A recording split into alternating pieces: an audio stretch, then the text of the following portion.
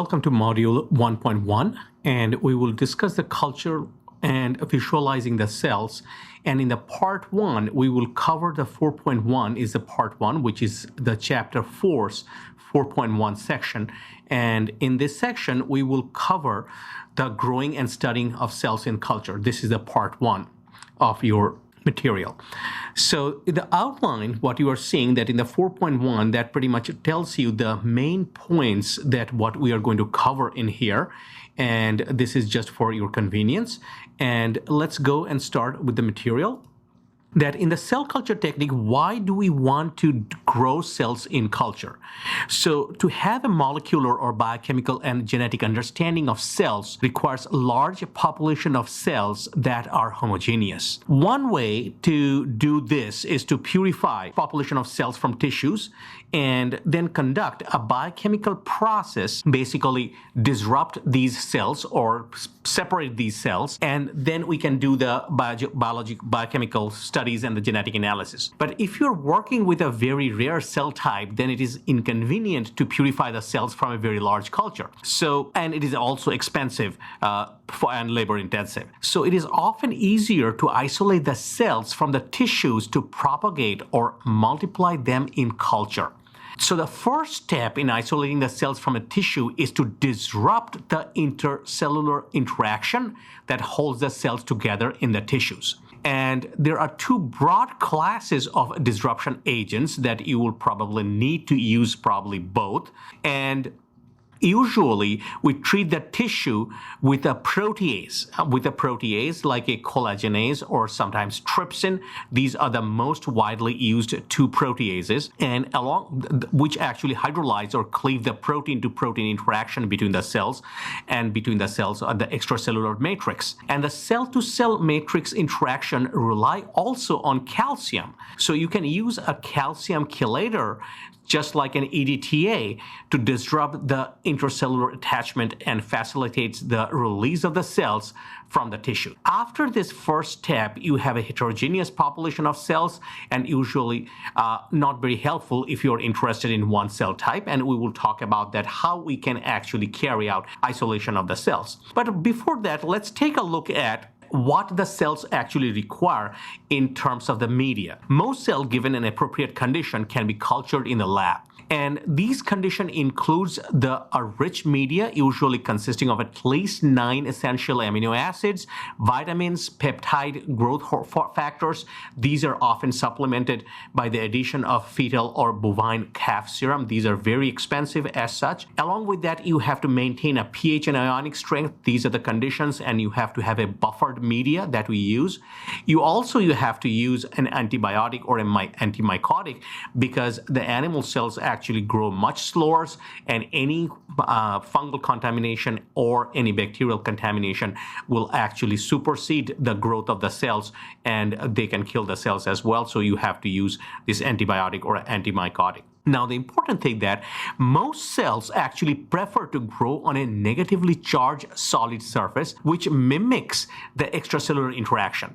So the dishes and the flask where we grow these cells grow on a negatively charged, always a type of a plastic, and mostly these are made up of a plastic called polystyrene. So that's the common thing. But there are some cells that we are going to talk about which can grow in culture, but they in suspension cultures. That means that they are not adherent to the bottom or the surface. But we're going to talk about they are very special type of cells. So we're going to talk about that later.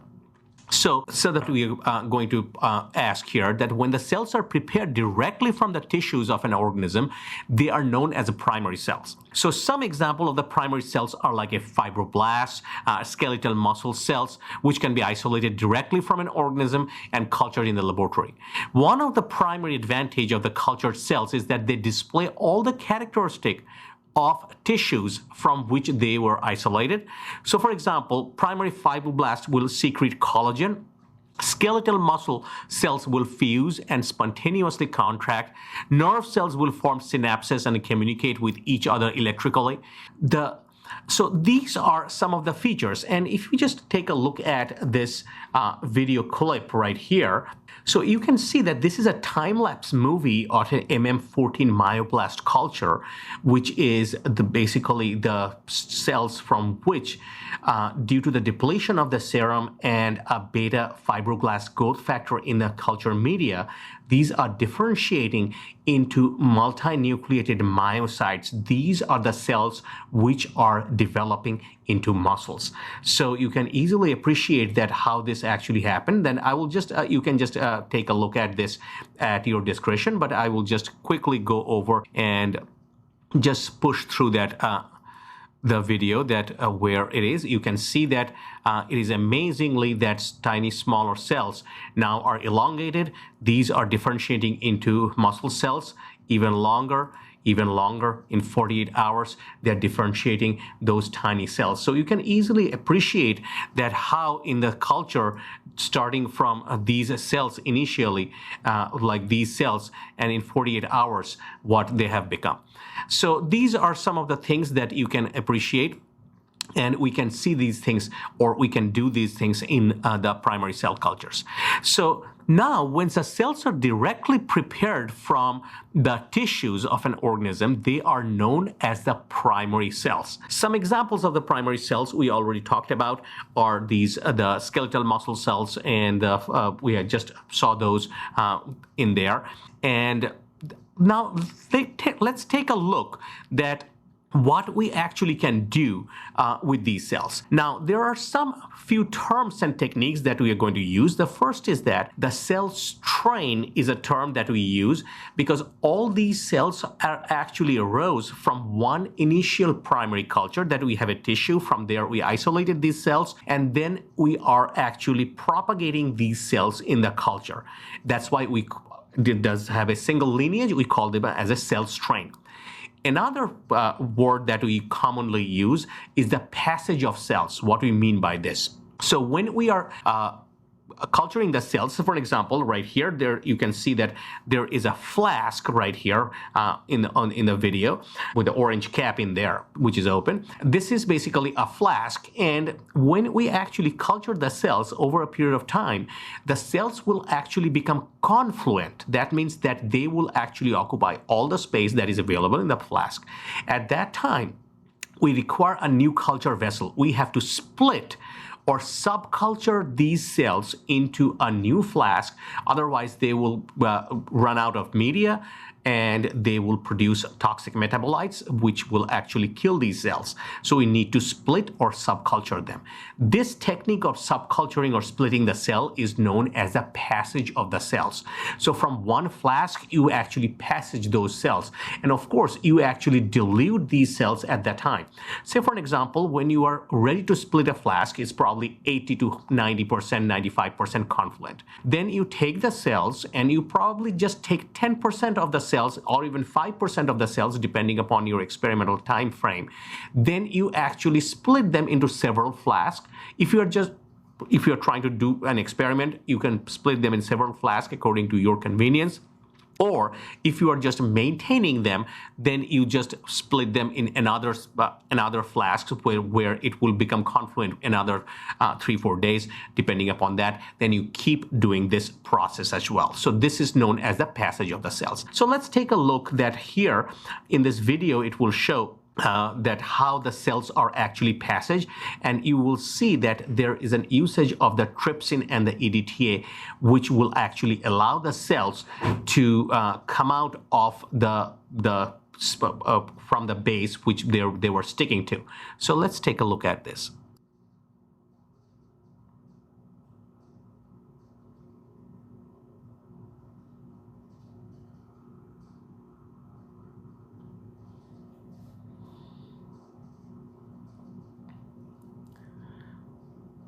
So in this process, what she's doing that with this media, basically, you can always look at this video from your link from your PowerPoint.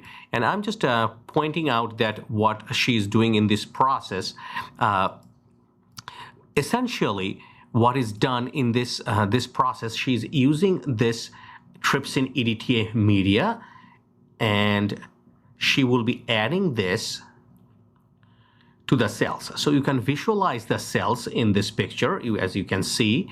And once you actually see the cells, you actually just take out the previous media and add this trypsin EDTA solution in there. And make sure that you just mix them really well in this condition. And again, I mean, like, just an overview of that whole process. And you can see that these are some melanocyte cells. In about 1 minute, they are starting to get kind of detached. In about 2-3 minutes, they are coming off. So if you remember that the EDTA is a calcium chelator, in about 15 to 20 minutes, they are all out. Now what you can do, that you will actually use just your hand, so that all the cells which were sticking at the bottom of that flask comes out. And at that point, you are going to use a neutralizing solution to neutralize trypsin, essentially, because trypsin, if you just trypsinize the cells, which is a protease, then it is also bad for the cell. And then you are going to essentially just wash the cells and take it on a conical, and you are going to centrifuge those cells.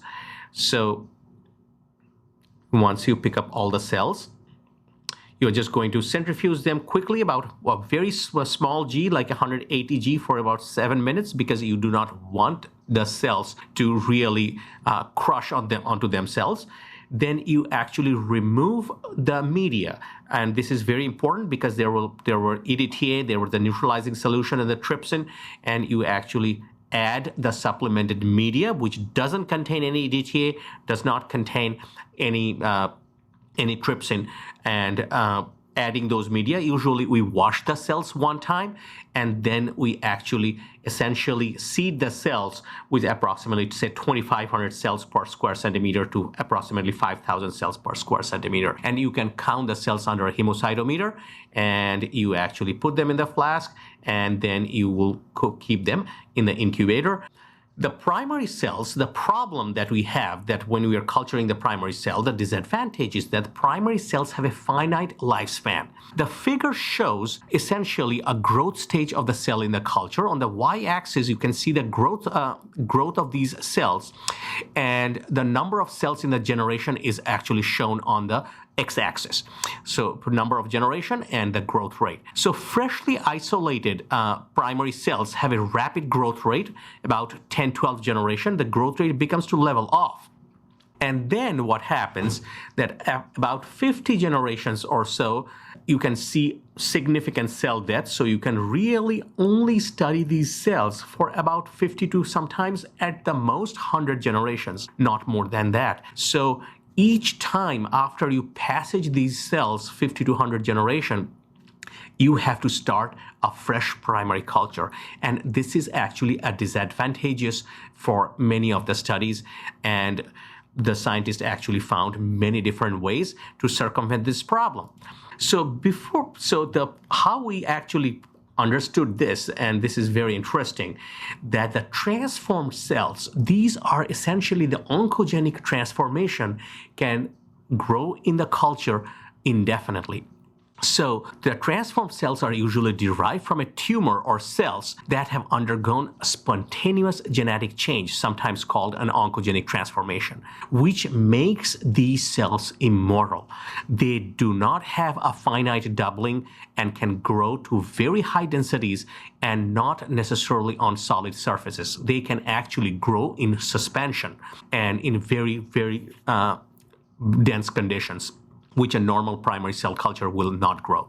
The disadvantage, on the other hand, is that they may not accurately present the original cells in the tissues and may display abnormal properties which could skew the conclusions about certain cellular functions. Sometimes they will have aneuploidy, their chromosome numbers are different, they have cytokines are kind of different, and these are some of the issues that you have. So essentially, there are two ways that you can grow these cells. So the classic examples that, if you remember, there was a book on Henrietta Lacks in Johns Hopkins in the 1950s. She actually went there for a cervical tumor.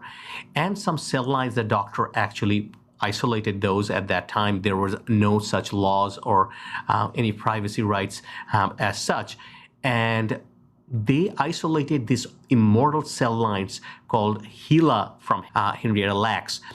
And these are still used in every laboratories, the most widely used cell line, which is immortal. In 2020, you are growing the cells, which actually originated from this one woman in the 1950s. So this is the beauty of these immortal cell lines. There are many other. On the other hand, these are actually obtained from tumor tissues. On the other hand, you can actually culture primary cells, and you can sometimes, in the laboratory, transform them into immortal cell lines, and many cell lines have been developed this way. So some of these process that you are essentially growing the cells in culture, and initially this primary culture will have an initial loss of growth potential. And most of the cells will actually die at this time. And we call this is a senescence of the cells. Most of them will die. And once in a while, if you are lucky enough, it is not easy, it is not sometimes, you suddenly can see that suddenly the cells, one cell out of the blues is started growing.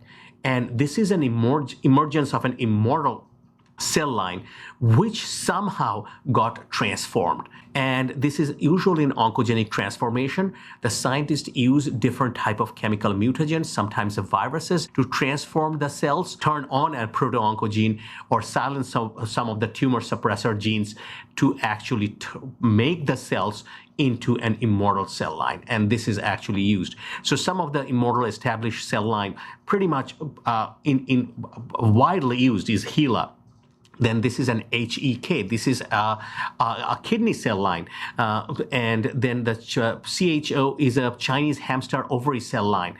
Then SF9, on the other hand, is an insect cell line, which can actually grow in suspension culture. So these are some of the very interesting cell line that is used routinely in cell biology as such. Cell biological experiments, and scientists are constantly using these. So now I want to talk about this culturing of these embryonic stem cells. They have a very fastidious growth requirement as compared to other cells. This is how the embryonic stem cells are obtained. If you actually want a human or mouse stem cell, start with the cleavage of this embryo, which is developed by in vitro fertilization. The embryo is then cultured in a lab to the blastocyst stage. Within the blastocyst, you have this inner cell mass. This is called this ICM. And you actually isolate this inner cell mass, and some embryonic stem cells will grow best on a layer of a fibroblast feeder cells. And some embryonic cells will grow and when they have contact with the other cells. However, it has been shown that some embryonic stem cells grow well without the feeder, but instead of feeder cells, you may have to supplement them with some of the specific cytokines. And one of the controversial issues about the embryonic stem cells are that when the inner cell mass is isolated, it destroys the blastocyst. This makes the embryonic stem cells research controversial. The other tissue is use of the feeder cells. When you are growing the embryonic stem cells on the feeder cells and start measuring and quantifying certain physiological characteristics, the question arises, are you measuring the physiological characteristic of the feeder cells, the embryonic stem cells, or the combination of both? This problem is actually solved somewhat with the use of these cytokines instead of a feeder cells. And at confluency, that embryonic stem cells will outnumber the feeder to almost like 20:1, which is not shown in here, it's the other way, but the embryonic stem cell will outnumber, and it is not really a big issue. But again, this has been a problem with the embryonic stem cell research. And later in the course, we will talk about the cell cycle and talk more about the embryonic stem cells. But I just wanted to bring up the point that to mention that they have a more fastidious growth requirement and are more difficult to grow in culture than primary or transformed cells. So these are some of the growth factors that you can see, that leukemia inhibitory factor that activates STAT3 transcription factor. When it activates some of the specific gene, it supports the embryonic stem cells development. WNT activates a beta-catenin transcription factor, again another factor. Bone morphogenic protein activates the SMAD transcription factor. So all these transcription factors actually essentially can turn on many genes which are essential for different growth factor and different cytokines which are required for these cells to grow in culture. So after that, let's take a look that at the very first slide, we actually talked about that when we are establishing the primary cell culture, you need to exploit some cell property in order to purify your cell type. And essentially what happens that to do this, you have to have an interest that from a heterogeneous cell population, you can use some physical properties such as density. Like for example, red and white blood cells can be separated depending upon their different densities. That is routinely done with very inexpensive centrifuges by spinning the cells out. You can use physiological properties. For instance, if you have a mixed population of cells, that population you have like in macrophages, they have an affinity for glass surfaces and allow the macrophages to adhere, and you can wash off the other type of cells. And a classic example that we are going to use now in a little bit detail is a flow cytometry, but it is an expensive method. The setup is very extensive, but it is actually one of the best way to sort the cells or separate the cell types, and it's a state-of-art technique. So from a heterogeneous population of cells, you can only select, say for example, this purple type of cells, and this becomes an homogeneous population. So the flow cytometry separates the different cell types and takes advantage of the cell surface antigens. So the cell surface, essentially, these antigens are the different protein molecules. The T cells have on their surface two proteins, Thi 1.2 and CD3. So what you want to do that these two surface proteins can be identified by specific antibodies, and we are going to exploit that process. So flow cytometry exploits this uniqueness of the isolate T cells from the heterogeneous cell population. So the first step is to homogenize the spleen where you have all the different types of cell, and using the disrupting agents such as the proteases like trypsin, collagenase, and the calcium chelators like EDTA, and you end up with this heterogeneous population of cells. Then you can use a fluorescent antibodies that specifically bind to Thi1, like a red, and CD3. In this case, this is a red fluorescence conjugated to anti-1.2 antibody and a green fluorescence conjugated anti-CD3 antibody. So you stain your cells with the fluorescent antibodies, and only the T cells will bind to antibodies and become fluorescent. So you can see that here, the other cells or immune cells or the spleen cells, they are blue. They actually don't have these antibodies on them. So the antibodies are not binding to any of them. So this is basically the principle of tagging a specific type of cell depending upon the specific antigen that they have on their cell surface. So now we are going into the flow cytometry, and let's see that how it works. So then you use a flow cytometer to separate these antibodies bound to the fluorescent T cells from all other different cells. So this is a diagram of the setup of the flow cytometer or the cell sorter, or this is commonly known as the fluorescence activated cell sorter or FACS. It is a very elegant system, extremely expensive, state-of-art equipment. You take the fluorescent stained cells that are suspended in a liquid known as a sheath fluid. The cells are fed into the cytometer through a sip, and which allows the cell to pass through a laser light beam as a single cell. There are two detectors, and one scatter the light detector, which detects the cell based on their size and granularity. The second detector is a fluorescent detector, light detector, which identifies, in this case, the fluorescently labeled T cells. So as the cells pass by the laser and the fluorophores are excited, the suspension are atomized and into the drops, and the flow cytometer will detect the drops that actually have cells in them. Once the flow cytometer detects that a drop has a cell that is fluorescing, puts a negative charge on the drop. The drop then passes through two polarized charge plates, and one plate is negatively charged and the other is actually positively charged. So what happens that essentially the drops with no charge or no cell or no fluorescing cells will be collected and collecting, and they will be discarded right here. But any drops with a charge on it, which means it contains a cell labeled with a fluorescent antibody, that drop will be deflected by the charge plates and they'll be collected.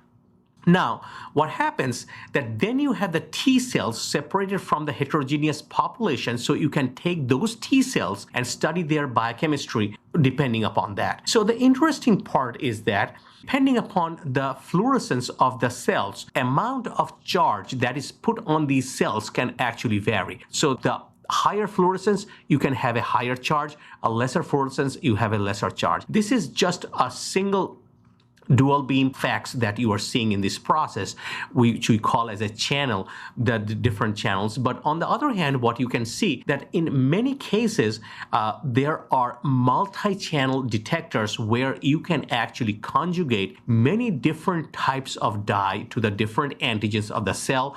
And there could be like a 3-channel, 4-channel, 7-channel sorters, which will actually sort these different cells depending upon their conjugation. This is a very, very sophisticated machine as such.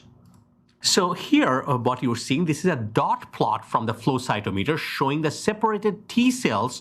So along the x-axis, you have a red fluorescence, and along the y-axis, you have the green fluorescence. In the lower left quadrant is large population of cells that are unstained or have very low fluorescence and non-fluorescent cells.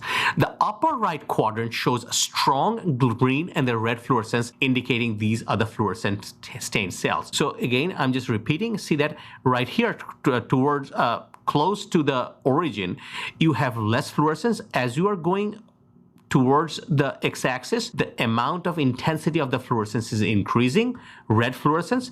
As you are going up the y-axis, the green fluorescence is actually increasing. So green fluorescence is Thi1-2 conjugated antibodies, and red fluorescence is anti-CD3 antibodies. Both are present in the T cells. So these are essentially high amount of green fluorescence, high amount of red fluorescence. That's why this is the population of the T cells. On the other hand, you can see that these are the non-T cells where you do not have much fluorescence against Thi1-2 or CD3. So these are the two separate population of the cells which can be sorted out.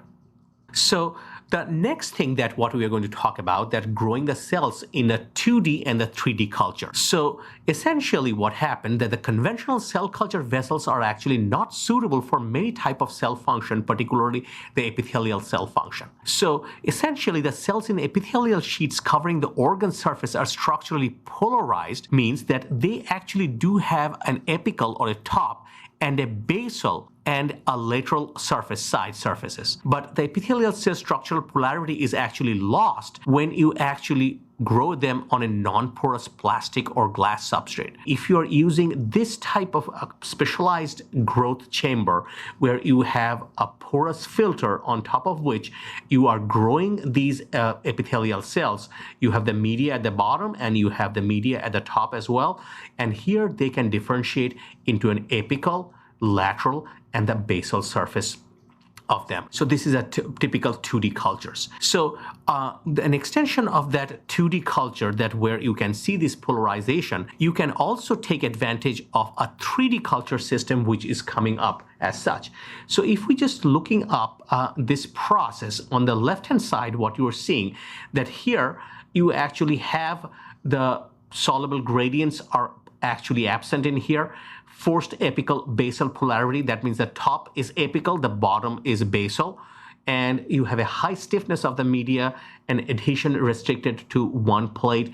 These are some of the limitations of the 2D cultures. On the other hand, we are now using these 3D printers to form this pliable matrix for growing the synthetic organs even.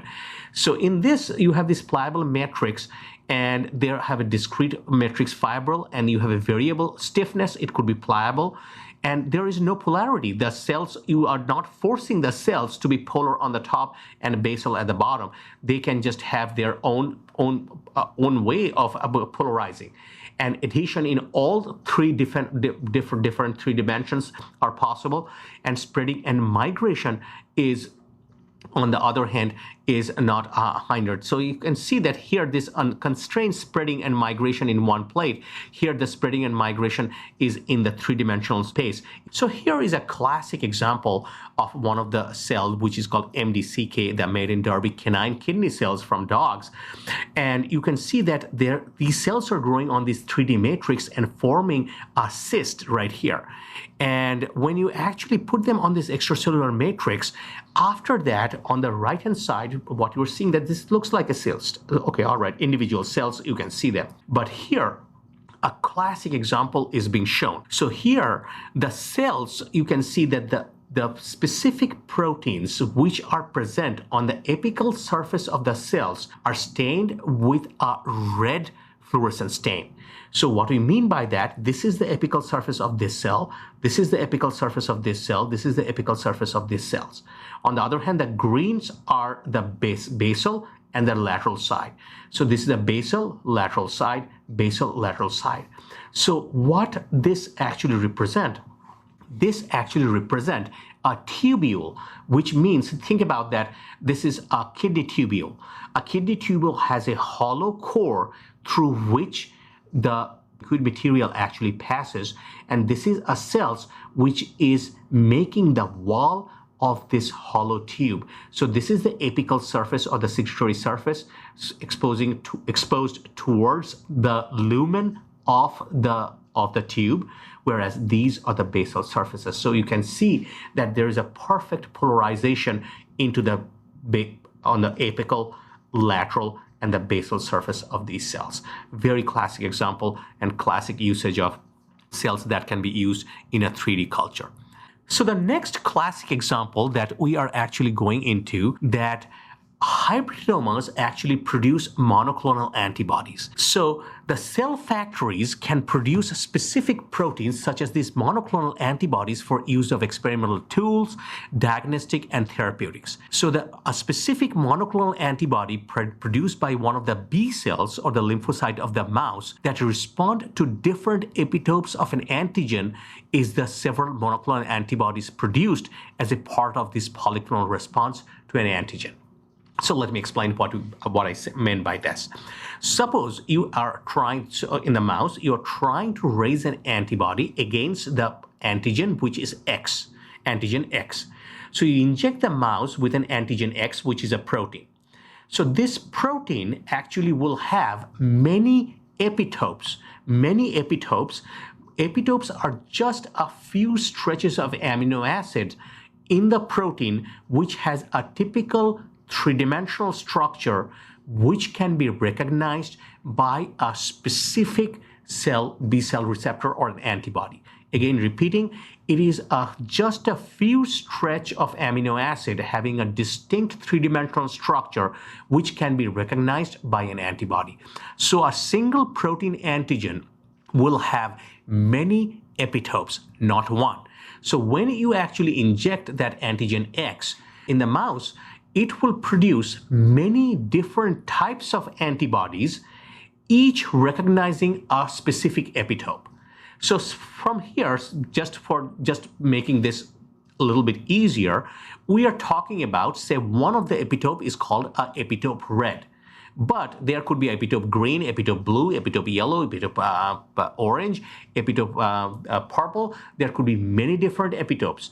So usually we have a polyclonal antibody which are a collection of B cells, each making an antibody against only one epitope. What we are going to do, our purpose to a monoclonal antibody means we are going to isolate a cell so that a typical B cell which produce only one antibody against a single epitope, which is red in this case, and we just want to make that cell immortal because these B cells are mortal, so we just want to make them immortal. So here I just mentioned again, just remember, emphasize that in reality, the antigen X will have many epitope, just not a single epitope that is red. This is just for our purpose right here. And here let's take a look at how we actually illustrate this process. So from the mouse, we isolate the mouse spleen cells, and some cells, which are the red, make the antibody to antigen X, particularly for the epitope red. The blue cells are the regular spleen cells or other B cells which are producing antibodies against different epitope. And what we do that we actually take the mutant mouse myeloma cells, which are immortal cells. These are the myeloma cells growing indefinitely, and we actually mix and fuse these cells. And what is the fusion? Polyethylene glycol is one of the agent, or you can use a Sendai virus, and they will actually fuse these two different type of cells.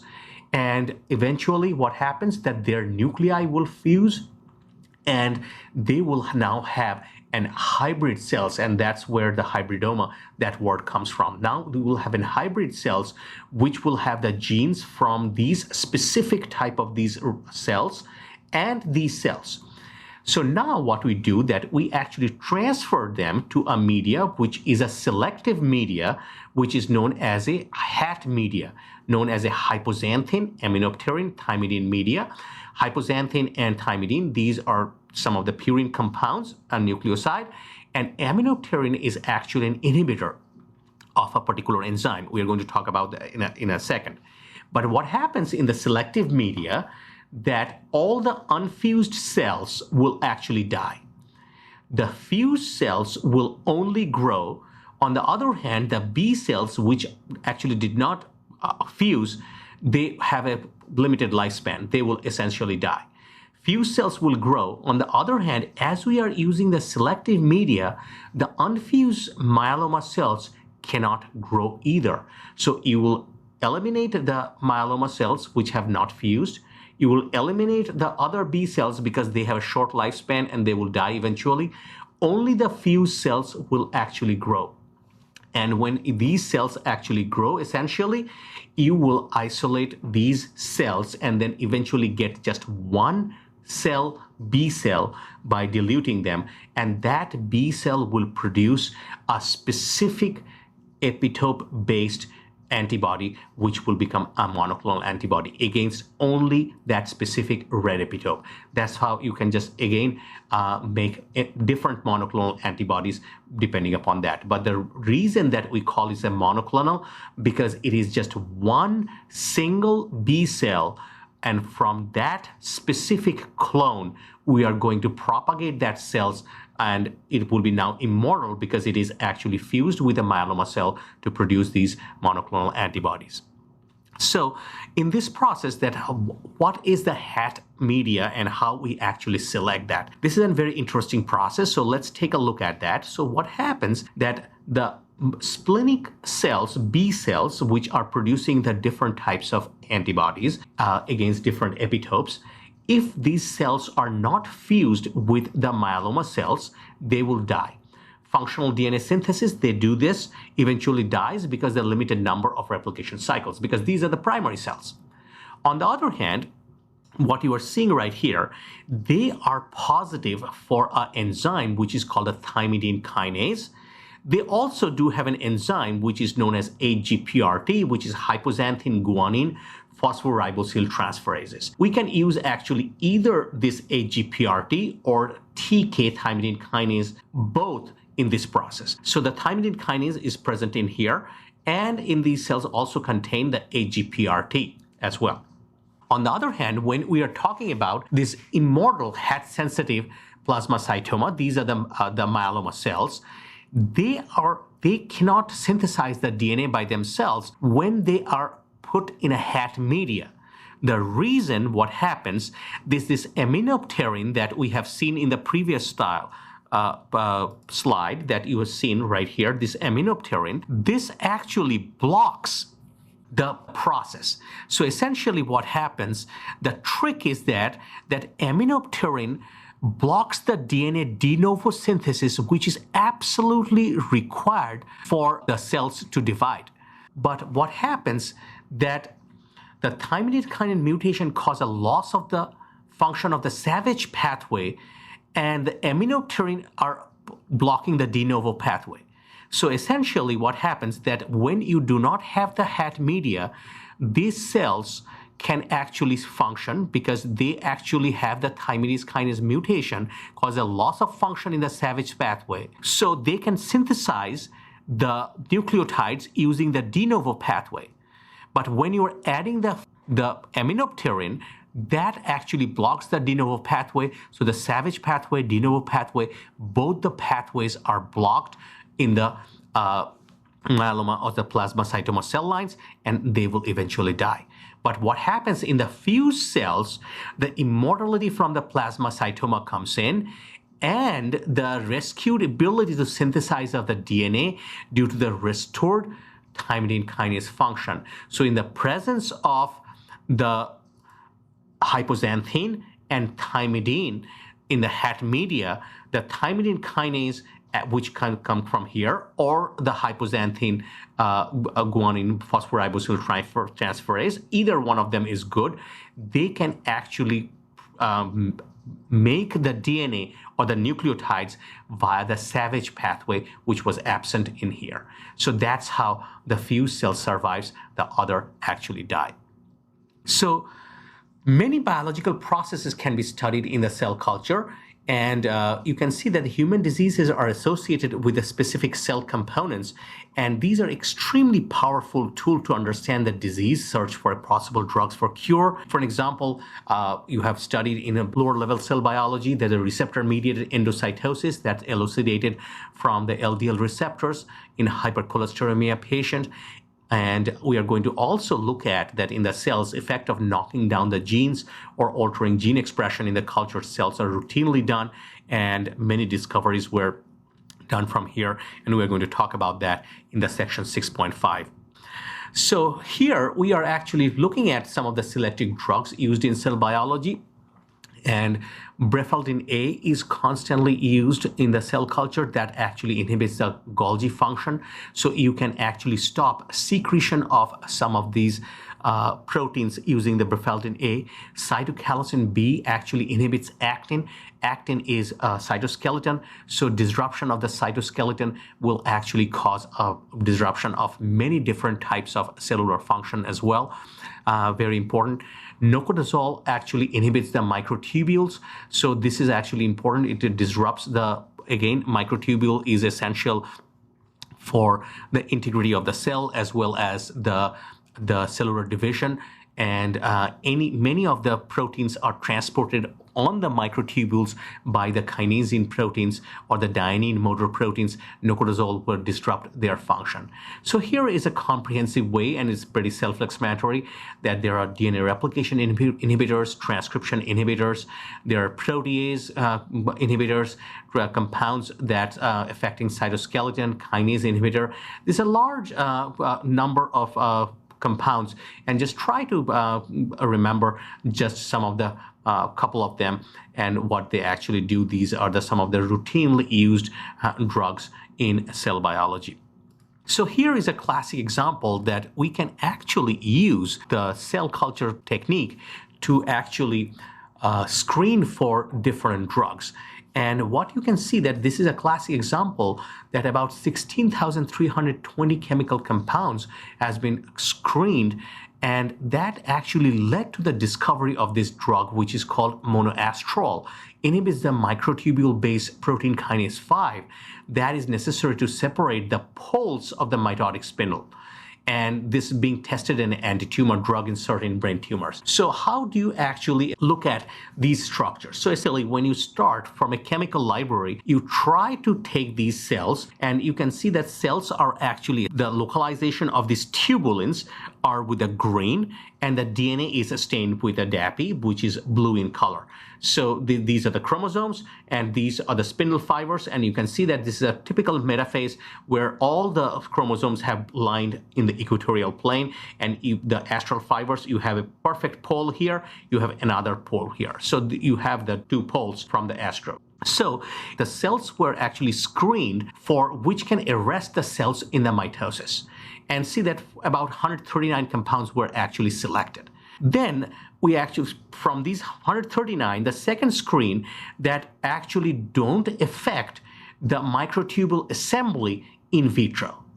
So these screen for those compounds do not affect microtubule assembly. So what it means that the cytoskeletal structures will be perfectly fine and in a normal cell, so that if the drug affects the microtubule assembly in vitro, and the problem is that in a normal cell, this drug could be toxic as well. Isolated the drugs by this process that will not affect the microtubule assembly. And then we screen for those compounds that specifically affect the spindle morphology.